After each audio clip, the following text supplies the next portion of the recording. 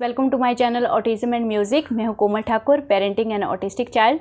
और आज मैं थोड़ा सा एक बहुत ही इम्पॉर्टेंट फैक्ट डिस्कस करने वाली हूं गाइस, जो मुझे लगता है, जो मैंने अपनी जर्नी में महसूस किया है। और ख़ुद में जब आप लोगों के कमेंट्स पढ़ती हूं तब वो मुझे चीज़ महसूस हो रही है कि वो चीज़ क्लियर होनी चाहिए, या क्लियर ना भी हो, मुझे अपना एक्सपीरियंस उस चीज़ के ऊपर रखना है गाइस।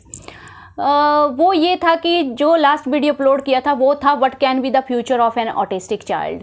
तो बहुत सारे लोगों ने अपने अपने सजेशन दिए, कुछ लोगों ने एग्री किया, कुछ लोगों ने डिसएग्री किया, तो जो कि कम्प्लीटली फ़ाइन है, कोई प्रॉब्लम नहीं है। बिकॉज हमारी सिचुएशन अलग है, हमारी फाइनेंशियल कंडीशन अलग है, आपकी अलग है, हमारा एनवायरनमेंट जिस जगह पे हम लोग रहते हैं वहाँ पे ऑटिज़म की अवेयरनेस कैसी है, आपका फैमिली सपोर्ट कैसा है, तो उस हिसाब से ही वो प्लानिंग होती है।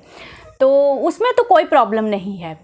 तो प्रॉब्लम कहाँ पे आ रही है गाइज़, मैं बार बार ये चीज़ महसूस कर रही हूँ कि जब भी आप लोगों के दिमाग में ये मैसेज जाने लगता है कि ऑटिस्टिक बच्चे कभी नॉर्मल नहीं होते हैं, तो कहीं ना कहीं मैं कमेंट में वो चीज़ महसूस करती हूँ कि आप जो बहुत बड़ी होप दिमाग में लेके चल रहे हो, कहीं ना कहीं उसके ऊपर थोड़ा सा चोट हुआ, वो बिलीव आपको हिलता हुआ महसूस होता है, तो आप अजीब तरीके से रिएक्ट करते हो। तो which is completely fine. Starting में सबके साथ ऐसा होता है, मेरे साथ भी ऐसा ही हुआ है। और ये मैं आपको बताती हूँ कि ये फेज़ कहाँ तक रहता है। जब तक आपका बच्चा 5 ईयर्स 6 ईयर्स 7 ईयर्स का होता है, इवन मैंने तो तब तक ये चीज़ कैरी ऑन की है, जो कि नहीं करनी चाहिए। जितना जल्दी आप इस चीज़ से बाहर निकल सके उतना जल्दी बेटर इम्प्रूवमेंट होती है। तो और आज मैं आपको बताऊंगी भी कि क्या वजह थी कि अर्नब में 7 ईयर के बाद ज़्यादा इम्प्रूवमेंट आया, उससे पहले बहुत कम इम्प्रूवमेंट थी गाइस। तो वो चीज़ होती है कि जब वहाँ तक हम लोग ये मान के चलते हैं कि हम लोगों को किसी भी तरह से गोल अचीव करना है कि हमें अपने ऑटिस्टिक बच्चे को पूरी तरह से नॉर्मल किड की तरफ बनाना है ना। तो ये फेज़ मेरे साथ भी चला, मैंने दिन रात कोशिश की, हर वो चीज़ की जिससे मुझे ये लगा कि ये चीज़ हो सकती है। सारे एफर्ट्स कर लिए अपने। 7 ईयर तक मैंने ये चीज़ की, मतलब एक सर पे एक पागलपन सा सवार होता है कि मुझे ये चीज़ हासिल करनी ही करनी है ना। तो और वही फेज़ आप रियलाइज़ करोगे जिनके बच्चे बड़े हो गए 9 या 10 ईयर की तरह, मेरे बच्चे की तरह, वो पेरेंट्स इस बार से एग्री करेंगे, वो फेज़ सबसे ज़्यादा स्ट्रेसफुल होता है। क्योंकि हमारा जो माइंड है और हमारा जो मन है वो इस चीज़ को एक्सेप्ट नहीं कर पाता है कि ऑटिज़म एक लाइफ लॉन्ग डिसऑर्डर है। दूसरा फैक्ट, ऑटिज़म में नॉर्मल अबनॉर्मल लाइक कोई चीज़ है ही नहीं गाइस। ऑटिज़म का मतलब ही यही है, एक डिफरेंट लाइफ। आपका बच्चा वो सब चीज़ें पसंद नहीं करता है, आपका बच्चा वो लाइफ नहीं जीना चाहता है जो आपने जी है। आप एक सेकंड मान के चलिए कि आपको कोई बोले कि आप किसी और की लाइफ जियो, किसी और को जो पसंद है वो आप अपनी पसंद बना लो, किसी और को जिसमें इंटरेस्ट है वो अपना इंटरेस्ट आप बना लो, तो आप क्या उस चीज़ के लिए रेडी हो जाओगे? अगर आप ज़बरदस्ती करोगे भी तो एक लेवल ऐसा आ जाता है कि चिढ़ मचती है, हम वो सब छोड़ देते हैं। तो ऑटिज़म भी इसी तरह से है। इन बच्चों को भी अपनी लाइफ जीनी है, अपने तरीके से जीनी है, और ये चीज़ समझ में आ जाती है।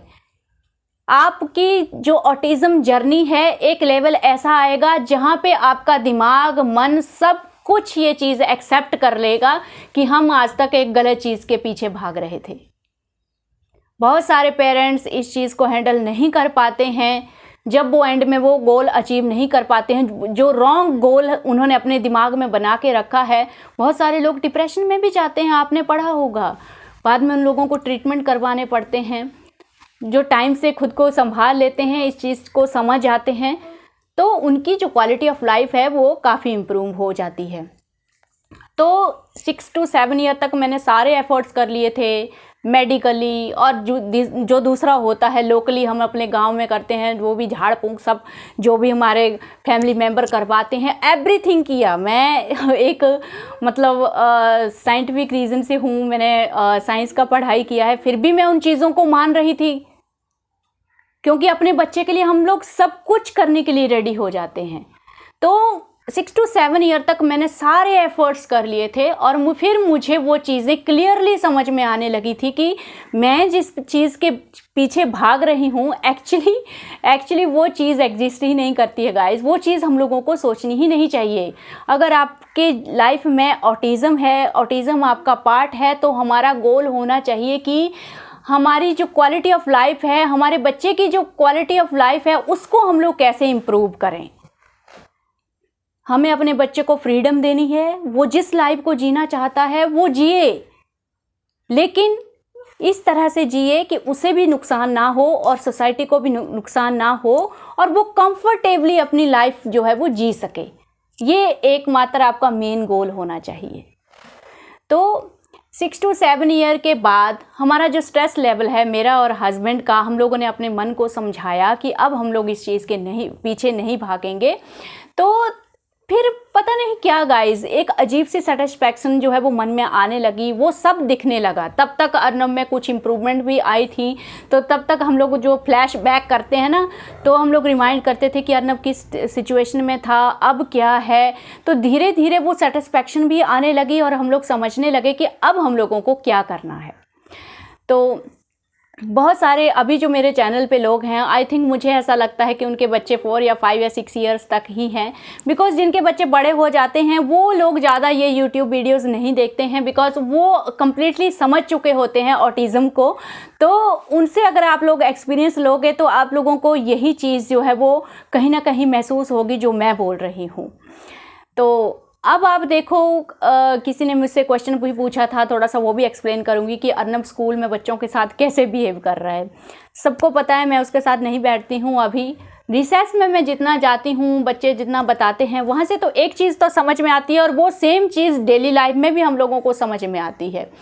तो अर्नब को अभी रिएक्शन समझ में आते हैं, सामने वाला गुस्सा कर रहा है या सामने वाला खुश है तो मैं खुद को कितनी फ्रीडम दे सकता हूँ, तो वो चीज़ें समझ में आती हैं, है ना। तो उस हिसाब से वो अपने बिहेवियर को थोड़ा सा कंट्रोल करने की कोशिश करता है, जो कि टीचर ने भी हमसे यही बोला था कि वो करने का ट्राई करता है। लाइक प्रेजेंटली उसका जो मेन प्रॉब्लम है, मैंने आपको बताया था, वर्बल स्टीमिंग, जिसके लिए मैं दिन रात एफर्ट कर रही हूँ कि उसको कैसे कंट्रोल करूँ। तो अभी तो फाइनली मैंने ये तरीका निकाला है कि उसको मैं गम च्यू करने के लिए दूँ, जो बबल गम चिंगम जो होती है, स्कूल से आधा घंटा जाने से पहले अगर मैं उसको चबाने को दूँ तो शायद उसके जो मसल हैं, जो प्रेशर का नीड होता है वो पूरा हो जाए, तो शायद उसमें फ़र्क पड़े। मैं सब चीज़ें करती हूँ, क्या पता कौन सी चीज़ जो है वो काम कर जाए। घर पे तो मैं म्यूज़िक बजाती हूँ तो इतना ज़्यादा वर्बल स्टीमिंग नहीं होता है, तो स्कूल में बिल्कुल साइलेंट होता है। जब टीचर पढ़ाते हैं तो उसको वर्बल स्टीमिंग का प्रॉब्लम होता है। तो बाकी चीज़ों को अगर हम लोग देखें तो आज मैं रिसेस में गई थी तो उसने कुछ किया तो सामने वाले बच्चे ने उसको चूंटी काट दिया, तो एकदम से भाग के मेरे पास आया कि भैया ने चूंटी काटा।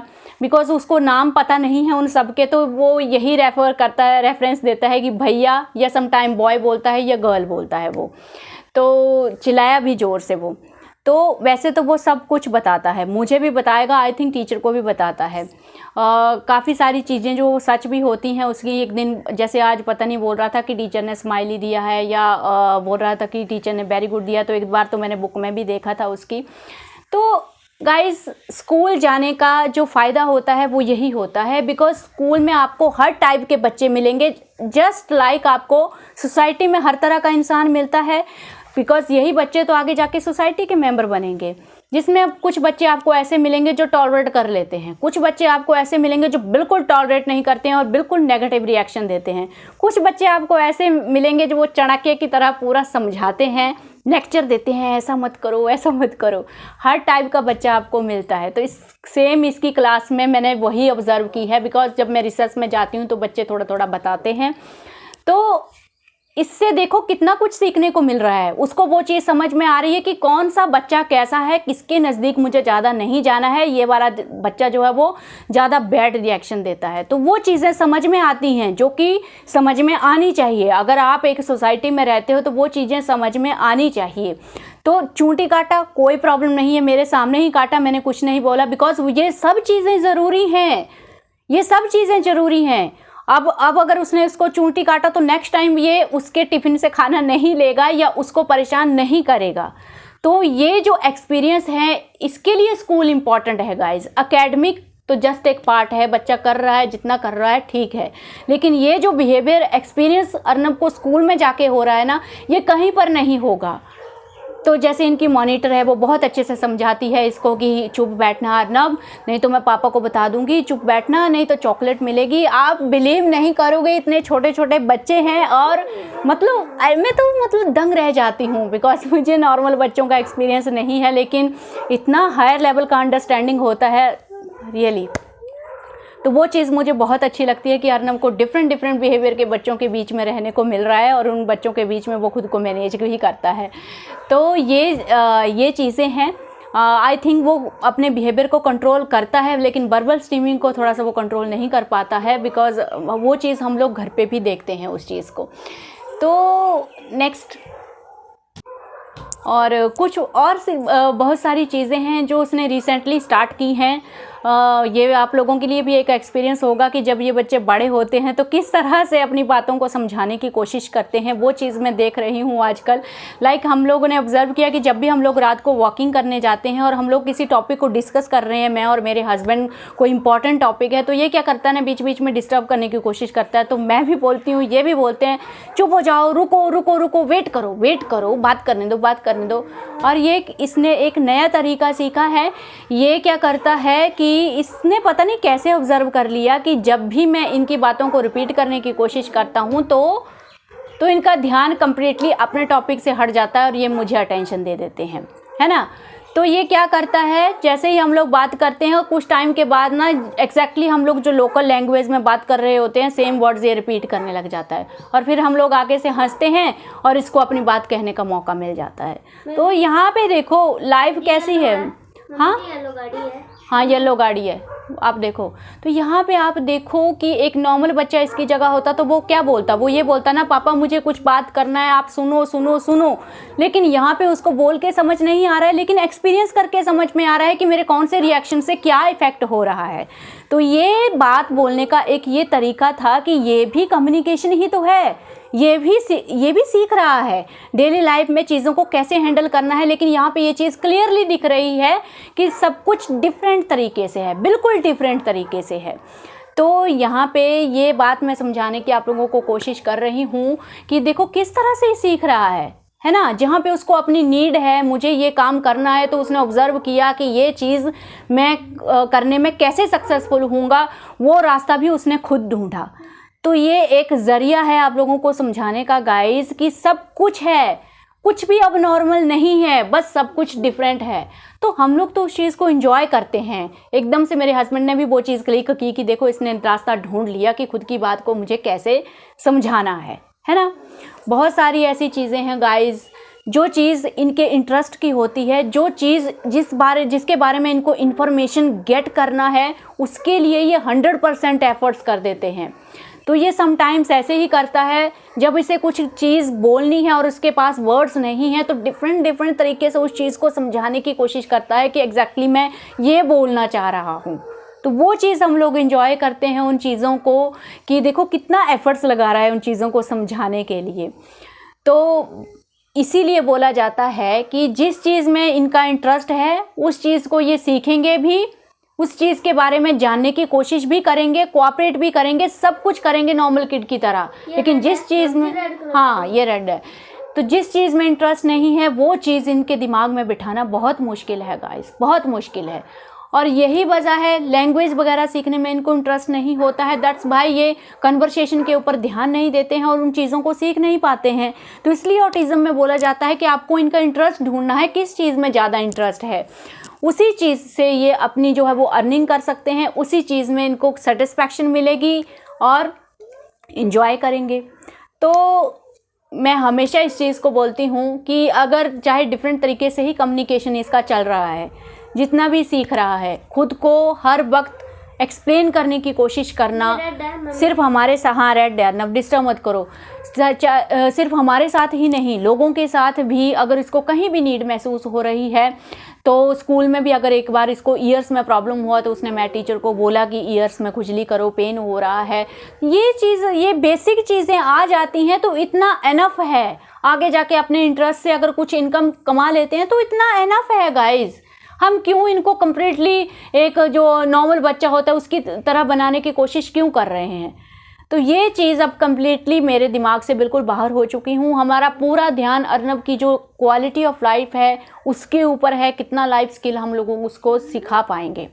और ट्रस्ट मी, दिमाग में बिल्कुल स्ट्रेस नहीं है, लाइफ को पूरी तरह से एंजॉय कर रहे हैं हम लोग। इसी की खुशी के लिए मेरे हस्बैंड ने गाड़ी लिया, इनको गाड़ी का बहुत फोबिया था, कुछ भी नहीं चलाया था, बाइक स्कूटर कुछ भी नहीं चलाया था, फिर भी उन्होंने इतना बड़ा डिसीज़न लिया, गाड़ी सीखा और अभी भी सीख रहे हैं। तो अब जाके वो सब खुशियां हम लोग महसूस कर रहे हैं और मन करता है कि हम लोग एक नॉर्मल बंदे की तरह अपनी लाइफ जिएं। तो ये प्लीज़ इस चीज़ को बिल्कुल नेगेटिव मत लीजिएगा। जब भी आपको ये लगे, दिमाग में ये जाए कि मैं ये बोल रही हूँ कि ऑटिस्टिक बच्चे नॉर्मल नहीं होते हैं, या मैं आपको ये लगे कि मैं आपको नेगेटिव करने की कोशिश कर रही हूँ, तो प्लीज़ ऐसा कुछ भी नहीं है। ये चीज़ आप पॉजिटिव वे में लेके चलो, इसके पीछे रीज़न भी तो जानो कि मैं ये क्यों बोलती हूँ गाइस। बाकी अगर आपको अपनी ड्रीम की दुनिया में रहना है तो उसमें मैं कुछ नहीं कर सकती हूँ, और ये मैंने आपको 100% बोला है कि अपनी इस जर्नी में आपको किसी यूट्यूबर की ज़रूरत नहीं पड़ेगी, किसी डॉक्टर की ज़रूरत नहीं पड़ेगी। इस जर्नी में एक लेवल पे आके आप खुद उस चीज़ को समझ जाओगे। बस ये डिपेंड करता है कि कितना टाइम लोगे। कुछ चीज़ों को जल्दी समझ में आता है, कुछ लोगों को जल्दी समझ में आता है, कुछ थोड़ा सा लेट होते हैं। तो बाकी चीज़ वही है कि हर कोई आपको सलाह दे सकता है, लेकिन अपना जो मंजिल है वो आपको खुद ही पाना है। सबको खुद ही एफर्ट्स करने हैं और खुद ही अपना गोल अचीव करना है। लेकिन ये बहुत ज़रूरी है कि दिमाग में जो गोल रखा है वो राइट है या रॉन्ग है। तो अगर गोल ही गलत है तो आप उसके ऊपर पहुंचोगे ही नहीं कभी, तो पूरी लाइफ ऐसे ही निकाल दोगे। तो ये भी दिमाग में क्लियर होना चाहिए कि मुझे पर्टिकुलरली जाना कहाँ है, मैं किस चीज़ के पीछे भाग रहा हूँ, मुझे एक्जैक्टली करना क्या है। तो मुझे लगता है कि कभी कभी हम लोगों को प्रैक्टिकल होके भी डिसीजन लेने चाहिए, ना कि आप बार बार ये सोचो कि मैं आप लोगों को नेगेटिव कर रही हूँ। नहीं, मेरे लिए ये भी एक लाइफ है, एक नॉर्मल लाइफ ही है मेरे लिए। हम लोग डेली अपने बच्चे की जो अजीब अजीब हरकतें होती हैं, अजीब अजीब जो वो बोलता है, रॉन्ग बोलता है, कैसा भी करता है, उस चीज़ को हम लोग एंजॉय करते हैं। बहुत सारी चीज़ें जो वो गलत करता है, बहुत सारी चीज़ें हैं, पब्लिक में आज भी करता है वो उन चीज़ों को, पर पता नहीं अभी वो चीज़ें हम लोगों को हर्ट नहीं करती हैं। हम लोग सिंपली सॉरी बोल देते हैं, वो चीज़ वहीं पे ख़त्म हो जाती है हमारे लिए। तो आई थिंक थोड़ा सा आपको आज हेल्प होगा। तो प्लीज़ प्लीज़ फिर से बोल रही हूँ कि इस चीज़ को बिल्कुल भी नेगेटिव वे में मत लीजिएगा। मेरे ये कहने का बिल्कुल भी मतलब नहीं है, मैं इस चीज़ के पीछे हूँ ही नहीं कि ऑटिस्टिक बच्चे नॉर्मल होंगे या नहीं होंगे, वो कंपैरिजन मेरे दिमाग में है ही नहीं। तो प्लीज़ आप इस चीज़ को हमेशा ध्यान में रखा कीजिए। जब भी आप नेगेटिव कमेंट करते हो, कुछ भी बोलते हो, तो प्लीज़ इस चीज़ को रिमाइंड कीजिएगा कि मैं किस सोच को लेके चल रही हूँ आगे। Thank you for today.